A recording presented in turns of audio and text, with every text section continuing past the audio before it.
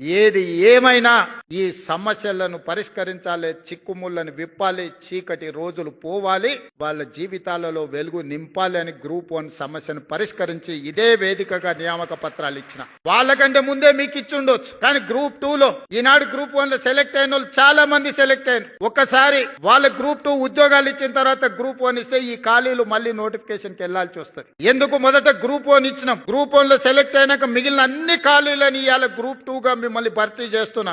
అంటే మీకు ర్యాంక్ వచ్చి కూడా ఒకవేళ అందులో ఉన్న వాళ్ళు ఇందులోకి వస్తే మీకు అవకాశాలు కోల్పోతాయి. కాబట్టి మీ అవకాశాలు పోకూడదు, మళ్ళీ నోటిఫికేషన్ ఇస్తే ఆలస్యం అవుతాయి అన్నారు. మీరు ఎంపిక అవుతారో కారో అని మీ బాధ నా బాధగా ఆలోచన చేసి మొట్టమొదట గ్రూప్ 1 నియామకాలు చేపట్టి ఇవాళ గ్రూప్ 2 నియామకాలు ఇస్తున్నా.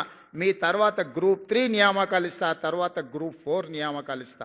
ఇవన్నీ కలిపితే దాదాపుగా 11,000 నియామకాలు. మొదటి సంవత్సరంలోనే 60,000 ప్రభుత్వ ఉద్యోగ నియామకాలు, టీచర్ల నుంచి కానిస్టేబుల్ల వరకు, ఇంజనీర్ల నుంచి డాక్టర్ల వరకు 60,000 ఉద్యోగాలు మొదటి సంవత్సరంలోనే ఇచ్చిన.